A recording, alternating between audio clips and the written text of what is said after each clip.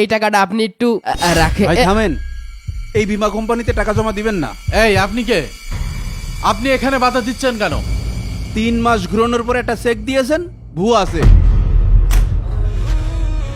Sir আসসালামু আলাইকুম। ওয়ালাইকুম আসসালাম। স্যার আপনাদের এই বীমা কোম্পানির কথা খুব শুনেছি, আমার কলিগরা বলা বলি করে, তাই একটা বীমা খুলতে আসলাম স্যার। আপনি খুব দারুণ সিদ্ধান্ত নিয়েছেন। এখনকার মানুষ তো বোকা, যাই করে তাই ব্যয় করে।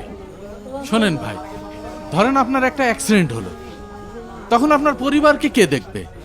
আর যদি আপনি একটা বীমা ওপেন করে রাখেন, ভবিষ্যতে আপনার পরিবার ছেলেমেয়ের জন্য অনেক কাজে আসবে। হ্যাঁ, জি স্যার, জি স্যার, সেই জন্যই করতে আসলাম।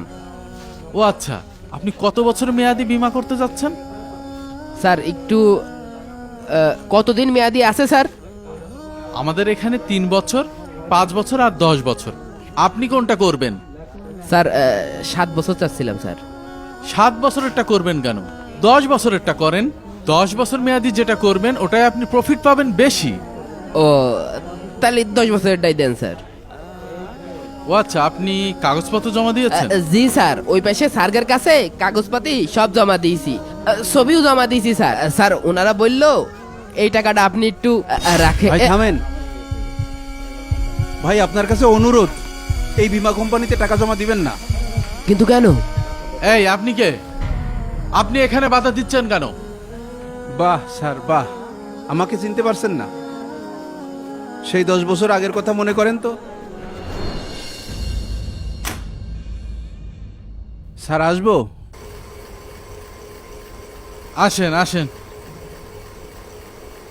বসেন। স্যার এই যে আমার এই মাসের বীমার টাকাটা। 1 2 3 4 5 6। স্যার আর 2 বছর পরে তো আমার বীমার মেয়াদ পুড়ে যাচ্ছে, আমার মেয়েটার বিয়ের কথাও হচ্ছে, টাকাটা ঠিক মতো পাবো তো? হ্যাঁ হ্যাঁ, আপনি আমাদের বীমা সম্পর্কে জানেন না? আপনি ঠিক সময় মতো টাকা পেয়ে যাবেন। জি স্যার, সময় মতো পালেই ভালো হয়, মেয়েটাও বড় হচ্ছে তো, বিয়ে দিতে হবে। আরে শোনেন, মানুষ আমাদের কাছে বীমা করতে আসেই তো এসব সুবিধার জন্য। আপনার মেয়ের বিয়ে, আল্লাহ না করুক আপনার হঠাৎ একটা দুর্ঘটনা ঘটলো, কে আপনাকে চিকিৎসা করাবে? কিন্তু আপনি দেখেন, আমার এই বীমা কোম্পানি আপনার জীবনের ক্ষয়ক্ষতির সম্পূর্ণ দায়িত্ব গ্রহণ করবে। জি স্যার, মেয়ের বিয়ের কথা চিন্তা করেই তো এই 8 বছর ধরে বীমা চালায় যাচ্ছি। এখন সময় মতো টাকাটা পেয়ে গেলি আমার আর চিন্তা নেই। আসি স্যার।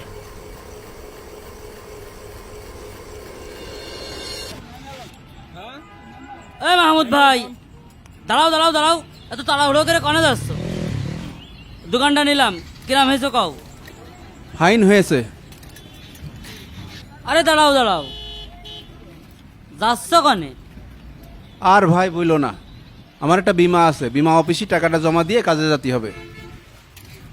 ভাই আর যাই করেন বিমা করেন না ভাই।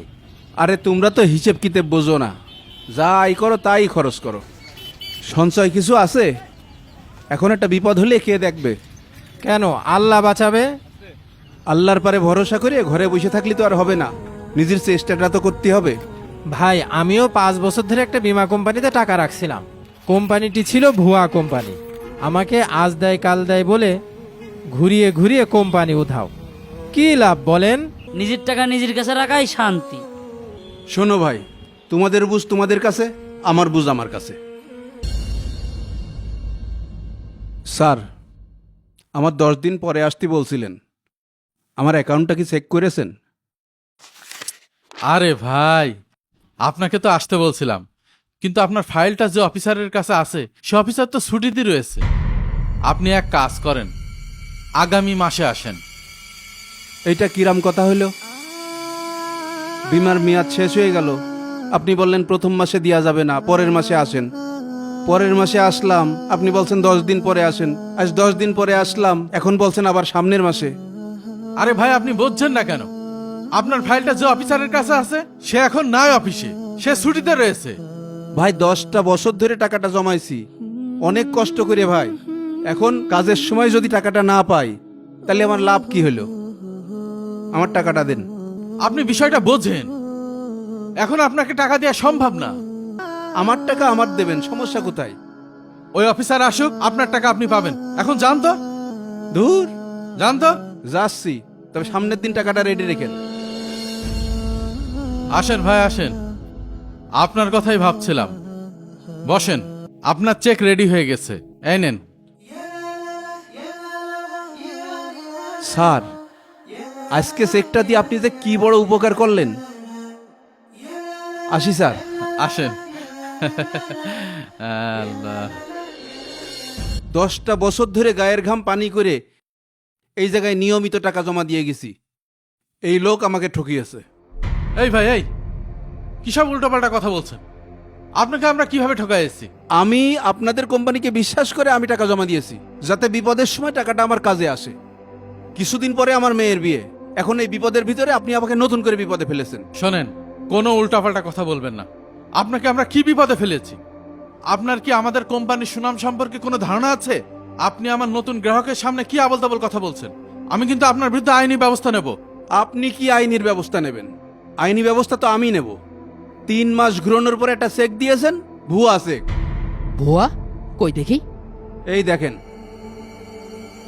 হ্যাঁ একটা চেক দিয়েছে, অ্যাকাউন্টে কোনো টাকা নেই। ভাই, আপনি সঠিক সময় এসে একটা বড় বিপদের হাত থেকে আমাকে বাঁচাই দিয়েছেন। আমার এই কষ্টের টাকাগুলো যদি আমি এই বীমা কোম্পানিতে দিতাম, তাহলে সব টাকা আমি হারাতাম। আপনাকে অসংখ্য ধন্যবাদ। ভাই, একটা কথা সবসময় মনে রাখবেন, আমানতদারিতা মুমিনের সবচেয়ে বড় গুণ।